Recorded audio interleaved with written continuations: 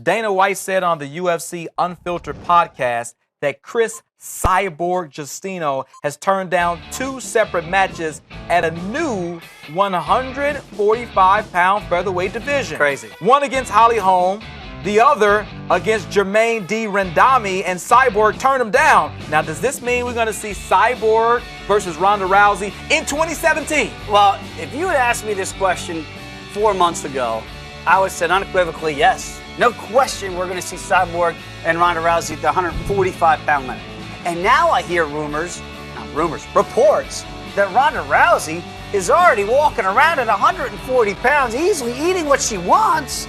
And she's only going to cut 5 pounds to get down to 135. That tells me 145 might be too big for Ronda. It seemed like just looking at, Ronda can easily go up to 145, not a big deal.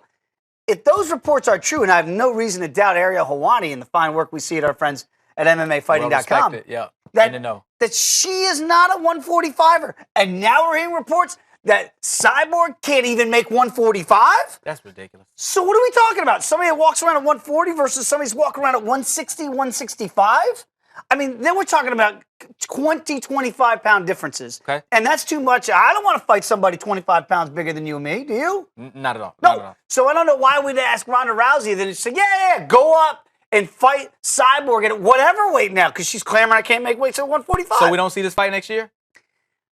3 months ago, yes. Today, I say no. Because you were of the inkling that we would see them get together. I always thought we would never see them. They would. But these are new developments. These developments in the weight, the disparaging weights that we're hearing from Cyborg, if she's really struggling to make 145, when we were initially asking her to make 135, and she can't make her own weight class that they're creating for her in the UFC, what are we talking about? I don't understand. That's why, we talked about this before. There has to be another side. She is the Invicta champ at 145. So how can she not make 145? That's her weight class. I don't understand. We saw a little insight, and it was a great video the UFC had of Cyborg with her trainer, which she's now fired, nutritionist. Excuse me.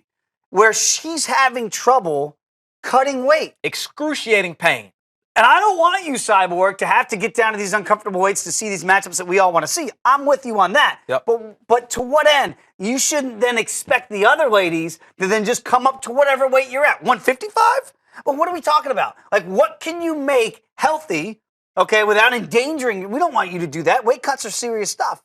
We don't want you to do that. But you shouldn't then ask these women to say, put on 15 pounds and I'll see you at 155 or whatever ridiculous number we might get to if she's really struggling to make 45. So catch weight at 140 is what I always thought it would be. Not 135, right? No issue. And now it sounds like there's no way she can make 140.